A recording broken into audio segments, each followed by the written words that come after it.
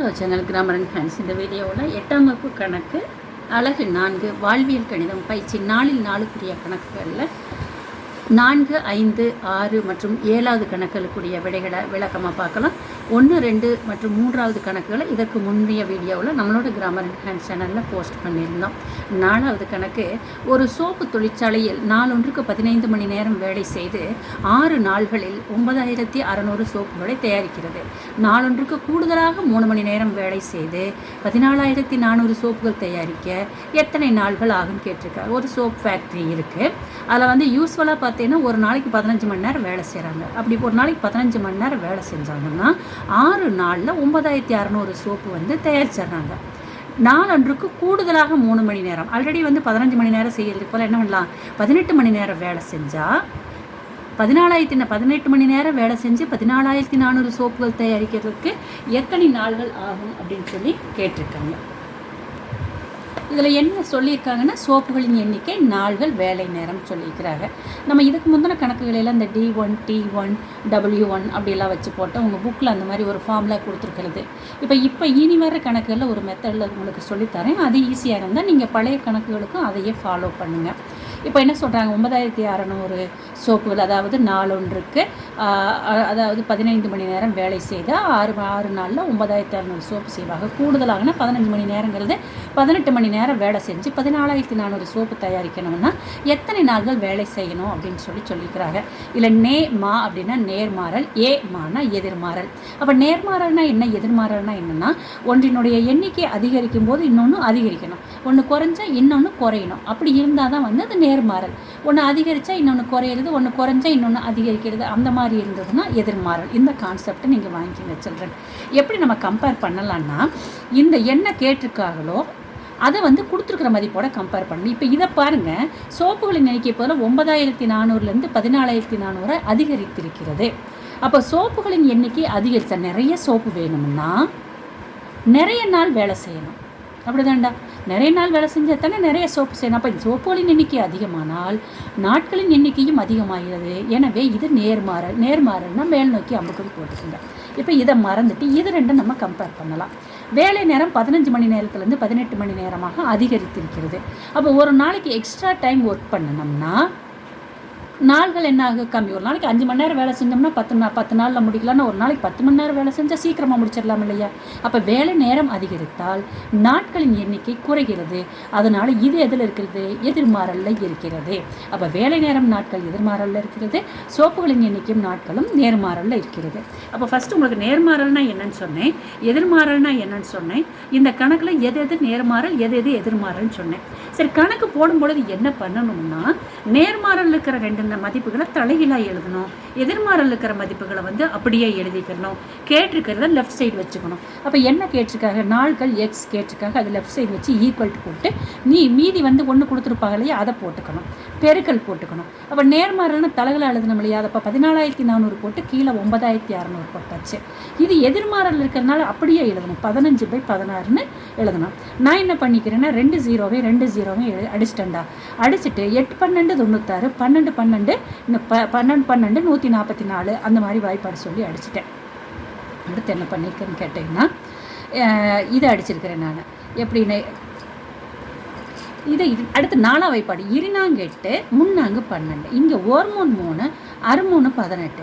அப்போ அடித்தது போக இங்கே ஒரு 15 இருக்குது, இங்கே ஒரு 2 இருக்காடா, 15/2. நான் சொன்ன மாதிரியே பெருக்கல் வாய்ப்பாடு நீங்கள் சொல்லி போடணும்னு அவசியம் கிடையாது.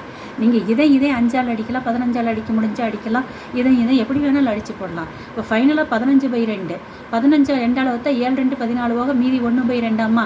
அப்போ 7.5 நாட்கள் ஆகும் அப்படின்னு சொல்லி எழுதலாம். அப்போ அதாவது 18 மணி நேரம் வேலை செஞ்சு 14400 சோப்பு செய்யணும்னு சொல்லி சொன்னால் அதுக்கு 7.5 நாட்கள் ஆகும்னு சொல்லி எழுதலாம்.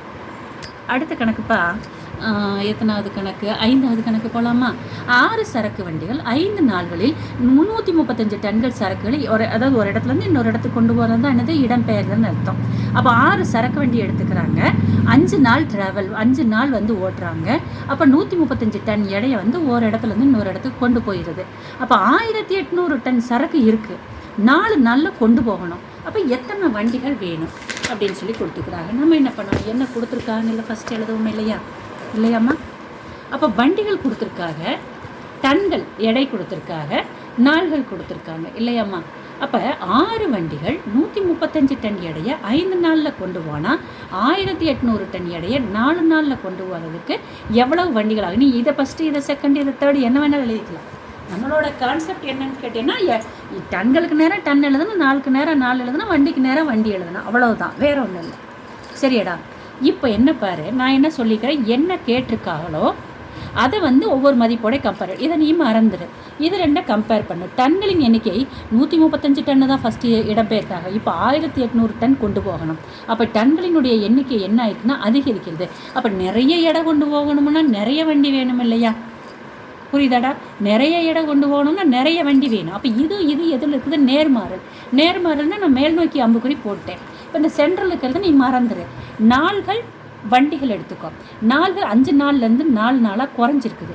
அப்போ 5 நாளில் எடுத்துகிட்டு போகிறத 4 நாளில் கொண்டு போயிடணும். முன்னாடியே கொண்டு போயிடணும்னா அப்போ எக்ஸ்ட்ரா வண்டி கொண்டு போனால் தானே சீக்கிரமாக கொண்டு போகணும்.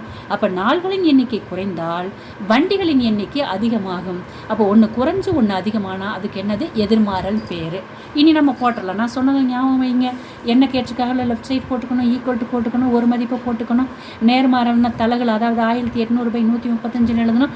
எதிர்மாறல்னா அப்படியே எழுதணும். சுருக்கி போடுறதில் நீங்கள் சுருக்கி போட்டுக்கலாம்லடா. நான் என்ன பண்ணிக்கிறேன், நான் 5ஆம் வாய்ப்பாடு சொல்லிக்கிறேன். 5ஆம் வாய்ப்பாடு சொல்லலை. ஃபஸ்ட்டு இதை அடிச்சிருக்கிறேன். ஓர் நாங்கள் இங்கே நானாங்க 16, மீது 2, 20, 5 20, 0க்கு 0 அப்படி போட்டுட்டேன்டா. அடுத்து இதை என்ன பண்ணுறேன்னு கேட்டேன்னா மறுபடியும் 5ஆல் அடிச்சிருக்கிறேன். நீ அந்த அடித்து போடுறதுல 8th ஸ்டாண்டர்ட் குழந்தைங்களுக்கு தெரியும். நீ சுருக்கி போட்டுக்கோ. போட்டேன்னா கடைசியில் இங்கே ஒரு 50 இருக்குது, இங்கே ஒரு 2 இருக்காம்மா. அப்போ 52 எவ்வளவு? 100. அப்போ கூடுதலாக தேவைப்படும் வண்டிகள் கணக்கு நல்லா படிக்கணும். எத்தனை கூடுதலாக தேவைப்படும்? அப்போ ஆல்ரெடி 6 வண்டி வச்சு ஓட்டுறாங்க. இப்போ 100 வண்டி. அப்போ முதல்ல 6 வண்டி இருக்கிறது இல்லாமல் இன்னொரு 94 வண்டி, 6 வண்டி ஓடின இடத்துல 100 வண்டி ஓடினால்தான் அவங்க சொல்கிற மாதிரிக்கு 4 நாளில் 1800 டன் எடையை இடம்பெயர்க்க முடியும். அப்போ ஆல்ரெடி 6 இருக்கிறதுனால கூடுதலாக இன்னும் எவ்வளோ வேணுமா? 94 வேணும். இந்த கணக்கில் தங்க விடை 94 கொடுத்துட்றாங்க. ஆனால் இந்த இடத்துல 1800 ரைட்டு தான் கொடுத்துருக்காங்க. ரைட். அடுத்தது 6வது கணக்கு பாருமா. ஏ என்பவர் ஒரு வேலையை 12 மணி நேரத்தில் முடிப்பார். பி மற்றும் சி அந்த வேலையை 3 மணி நேரத்திலும், ஏ மற்றும் சி அந்த வேலையை 6 மணி நேரத்திலும் செய்து முடிப்பார். அதே வேலையை பி தனியே செய்ய எவ்வளோ? இது ஃபஸ்ட்டு 2-3 கணக்கு மாதிரி. அதாவது இவ்வளோ நாளில் முடிப்பார்னா நம்ம ஒரு நாளில் செய்யும் வேலைன்னு சொல்லி எடுத்துக்கணும் இல்லையா? ரைட். அப்போ 1 மணி நேரத்தை அதாவது ஒரு நாளில் இவ்வளோ செய்வாங்க. இவ்வளோ நேரம் கணக்கு என்ன சொல்கிறாங்க? ஏ என்பவர் ஒரு வேலையை 12 மணி நேரத்தில் முடிப்பார். அப்போ 12 மணி 3 நாளில் முடிப்பார்னா ஒரு நாளில் எவ்வளோ முடிக்கிறதுன்னு கண்டுபிடிக்கணும். மணி நேரம் கொடுத்ததுனால 1 மணி நேரத்தில் முடிக்கும் வேலை. ஏ 12 மணி நேரத்தில் முடிப்பார்னா 1 மணி நேரத்தில் எவ்வளோ முடிப்பார்னா 12 பங்கில் 1 பங்கு வேலையை முடிப்பார். பியும் செய்யும் 3 மணி நேரம்னா 1/3. ஏயும் செய்யும் 6 மணி நேரம்னா 1/6. இப்போ தனித்தனியான ஏ தனியாக, பி தனியாக, சி தனியாக கண்டுபிடிக்கிறோம். இப்போ நம்மளுக்கு ஏ = 1/2 1/12 கொடுத்துட்டாங்களாம்மா. இதை கொண்டு போய் இதில் சப்ஸ்டியூட் பண்ணுங்கள். அதாவது ஏ = 1/2 என 3இல் பிரதியிட. இதை சமன்பாடு 1, 2, 3ன்னு வச்சுக்கோங்க. 3வது சமன்பாடு a + c = 1/6. ஏக்கு பல இந்த 1/2 போட்டலாமா? ப்ளஸுக்கு ப்ளஸ், சிக்கு சி = 1/6. அடுத்து தெரியாத சி எங்கே வச்சுக்கிறோம்? = 1/6. இந்த ப்ளஸ் மைனஸ் 1/12 இந்த பக்கம் வரும்போது -1/12. 6க்கும் 12க்கும் மீச்சியமாக எடுத்தால் 12 தான் வரும். 12ல் 2 இருக்கனால இதை 2 இருக்குன்னா 2, மைனஸ்க்கு மைனஸ், 12க்கு 12 இருக்கனால 1க்கு 1 போட்டுறோம். அப்போ 2ல் 1 போச்சுன்னா 1/12. அப்போ சி = 12, 1/12. அடுத்து இங்கே இதில் பிரதியிடுங்க. பி வேணும்னா இதில் பிரதியிடுங்க, பி இருக்கிறதுல. அப்போ சியினுடைய மதிப்பை 2இல் பிரதியிட. அப்போ இரண்டாவது சமன்பாடு b + c = 1/3னா b + சிக்கு போல நம்ம கண்டுபிடிச்ச 1/2 = 1/3. மறுபடி தெரியாத b இங்கே வச்சுக்கிட்டு 1/3 இந்த +1/12 இங்கிட்டு வரும்போது -1/12 ஆகும். 3க்கும் 12க்கு நீ மீச்சியமாக கண்டுபிடிச்சனால 12 தான் வரும். அப்போ 12ல் 3 இருக்கிறனால இதை 4ஆல் இருக்குன்னா 4, மைனஸ்க்கு மைனஸ், 12க்கு 12 இருக்கிறனால 1க்கு 1, 4ல் 1 போச்சுன்னா எவ்வளவு? 3, 3/12. சுருக்கி போடுங்க. 1 3 3, 4 3 12னா 1/4. அவங்க கேள்வி என்ன கேட்டிருக்காங்கன்னா பி மட்டும் அந்த வேலையை எவ்வளவு நேரத்தில் செய்து முடிப்பார் அப்படி சொல்லி கேட்டிருக்காங்களடா. ரைட். எஸ். அதே வேலையை பி தனியே எவ்வளோன்னா அப்போ பி 1/4. அதாவது பி 1 மணி நேரத்தில் செய்யும் வேலை தான் 1/4. அப்போ எவ்வளோ மணி நேரத்தில் செஞ்சு முடிப்போம்னா தலையில் போட்டுக்கணும். பி மட்டும் அந்த வேலையை 4 மணி நேரத்தில் செய்து முடிப்பார். இதே மாதிரி தான் அடுத்த கணக்கு வருது, நீ எங்களோட சேர்ந்து சொல்லி பாருங்கள். 7வது கணக்கு கொஞ்சம் பெருசுடா, என்னோட சேர்ந்து சொல்லுங்கள். ஏ மற்றும் பி ஆகியோர் ஒரு வேலையை 12 நாட்களிலும், பியும் சியும் சேர்ந்து 15 நாட்களிலும், ஏயும் சியும் சேர்ந்து 20 நாட்களில் முடிப்பாரில் ஒவ்வொருவரும். அப்போ ஏ மட்டும் செஞ்சால், பி மட்டும் செஞ்சால், சி மட்டும் செஞ்சால் எவ்வளோ நாள் ஆகுங்கிறாங்க. நான் சொல்லிட்டு 12 நாளில் செய்து முடிப்பார்ல என்ன அர்த்தம்? ஒரு நாளில் செய்யும் வேலைன்னு ஓட்டு 1/n கொண்டு வந்துடணும். இந்த கான்செப்ட் வச்சு செல்லாமா? அப்போ ஏ + பி ஒரு நாளில் செய்யும் வேலை 1/12, பி + சி ஒரு நாளில் செய்யும் வேலை 1/15, ஏ + சி ஒரு நாளில் செய்யும் வேலை 1/20. எத்தனை நாள்களில் முடிப்பாருன்னா ஒரு நாளில்னா நம்ம என்ன பண்ணிக்கணும்? 1/1 அப்படி சொல்லி நம்ம கணக்கு போடணும். அப்போ கொடுத்தாச்சு. இதை வந்து நான் சமன்பாட்டில் கொண்டு வந்துட்டேன். அப்போ ஏ + பி, பி + சி கொண்டு வந்தாச்சாடா. இப்போ நம்ம கொஞ்சம் யோசிக்கணும். இப்போ 1வது சமன்பாடு 2வது சமன்பாட்டையும் பாருங்கள். இதுலேருந்து இதை கழிச்சா பியும் பியும் அடிவிட்டு போகும். அப்படி பண்ணலை. 1லேருந்து 2 கழிக்கிறேன். ரைட் சொல்கிறேன். 1லேருந்து 2 கழிக்கும் பொழுது 1வது சமன்பாடு என்னது? A + B minus B + C equal to இந்த ரைட் சைடு 1/12 கழித்தல் 1/10 இது கழித்தல் இது ஈக்குவல் டு இது கழித்தல் இது. அடுத்து என்ன பண்ணுறேன்னா, இந்த மைனஸ் உள்ளே கொண்டு போகும்போது இந்த ஏ + பி அப்படியே இருக்குது. மைனஸே பிஎம் இருக்குன்னா -b, மைனஸே சிஎம் இருக்குன்னா -c. இதை நான் கழிக்காமல் அப்படியே 1/12 கழித்தல் 1/15 வச்சுக்கிட்டேன். ஏன்னு கேளுங்க, பின்னாடி வரும்பொழுது நம்மளுக்கு கொஞ்சம் மீச்சி சும்மா கண்டுபிடிக்க வேண்டியதில்லை. ரைட். இப்போ நம்ம புதுசாக கண்டுபிடிச்சிட்டோம்லடா. கண்டுபிடிச்ச சமன்பாட்டை நான் என்னென்னு வச்சுக்கிறேன்னா 4ன்னு வச்சுக்கிறேன். இப்போ அடுத்து என்ன பண்ணுறேன்னா, இந்த 3வது சமன்பாட்டை 4வது சமன்பாட்டை கூட்டுறேன். சரியா?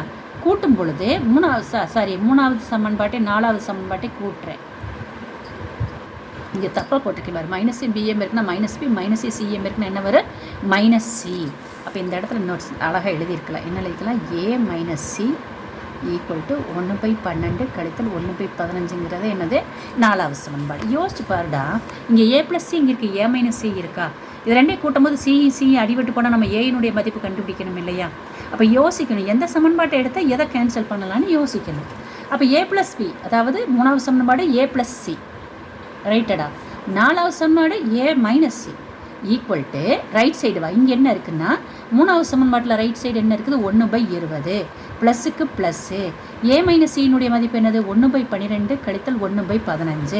இங்கே ப்ளஸ் இருக்கிறனால ப்ளஸ்ஸை உள்ளே கொண்டு போனேன்னா அந்த மதிப்பு மாறாது. 1/20 1/12 -1/15. இங்கே ஏ + சி போட்டுக்கலாமா? இங்கே ப்ளஸ் இருக்கிறனால ஏ அப்படியே வரும், -சி அப்படியே வரும். ப்ளஸ் சியை -சியை கேன்சல் பண்ணிட்டேன்னா ஏ + ஏ 2 வந்துடுது. இப்போ 20 12 15 3க்கும் மீச்சியமாக எடுத்து பாருங்கள். எடுத்து பார்த்தீங்கன்னா 60 வரும். அப்போ 60 கம்பேர் பண்ணுங்கள். 60ல் எத்தனை 20 இருக்குது? 3 20. அப்போ 3 ப்ளஸுக்கு ப்ளஸ்ஸு. 60ல் எத்தனை 12? 5 12. அப்போ 5 60ல் எத்தனை 15? 4 5 60. அப்போ மைனஸ் இருக்கிறதுனால -4. 3 5 கூட்டினா 8. 8ல் 4 போச்சுன்னா எவ்வளவு? 4/60.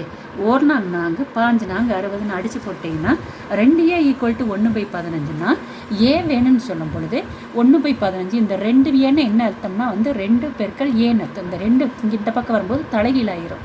இப்போ 1 1 5 2 எவ்வளவு? 30. அப்போ ஏ ஈக்குவல் டு 1/3னா ஏ ஒரு நாளில் செய்யும் வேலை 1/30னா அப்போ ஒரு நாளில் முடிக்கும் வேலை 1/30னா அவர் அவ்வேளையை 30 நாள்களில் முடிப்பார். இப்போ நம்ம ஏ கண்டுபிடிச்சாச்சு. இந்த ஏயின் மதிப்பை கொண்டு போய் இதில் பிரதியிட்டேன்னா உனக்கு என்ன கிடைக்கும்? பி கிடைக்கும். இதில் பிரதியிட்டேன்னா என்ன கிடைக்கும்? சி கிடைக்கும். அது மாதிரி ஏ ஈக்குவல் டு 1/30 ஏன்னா 1ல் பிரதியிட 1வது சமன்பாடு ஏ + பி ஈக்குவல் டு 1/12 ஏக்கு பலாம் 1/30 + பி ஈக்குவல் டு 1/12. பி எங்கேயே வச்சுட்டா 1/12. இந்த பக்கம் வரும்போது -1/30. 12க்கு 30க்கு மீச்சமாக எடுத்தீங்கன்னா 60 வரும். 60ல் 5 12 60. அப்போ 5 60ல் 2 30 60. இப்போ 2 5ல் 2 போனால் 3/60. 1 3 23 60. 1/20. அதாவது பி ஈக்குவல் டு 1/20னா பி அவ்வேளையை 20 நாட்களில் முடிப்பார். அடுத்து இந்த ஏயினுடைய மதிப்பை 3ல் பிரதிட்டேன்னா 3வது சமன்பாடு ஏ + சி ஈக்குவல் டு 1/20. ஏக்கு போலாம் 1/30. ஏயினுடைய மதிப்பு தான் நம்ம கண்டுபிடிச்சி வச்சுட்டு already. Plus C equal to இந்த 1/20. சி இந்த பக்கம் வச்சுட்டு இந்த இது இங்கே வரும்போது -30. 20க்கு 30க்கு மீச்சமாக கண்டுபிடிச்சிங்கன்னா 60 வரும். 60ல் 3 20 60 3 2 30 60 2. அப்போ 3ல் 2 போனால் 1/60. இந்த மீச்சியமாக கண்டுபிடிக்கிறது இது எப்படி வருதுங்கிறதுல நம்ம முதல்ல கணக்கில் பார்த்ததுனால கொஞ்சம் கடகடன்னு போயிட்டோம். அப்போது சி வந்து ஒரு நாளில் செய்யும் வேலை 1/60னா அந்த வேலையை 60 நாட்களில் செய்து முடிப்பார். அப்போ விடை எடுத்து எழுதிடலாம். ஏ வந்து 30 நாள்களிலும், பி மட்டும் செஞ்சால் 20 நாள் எடுத்துக்குவார், சி மட்டும் செஞ்சால் 60 நாள்களிலும் அந்த வேலையை முடிப்பார்னு சொல்லி எழுதலாம்.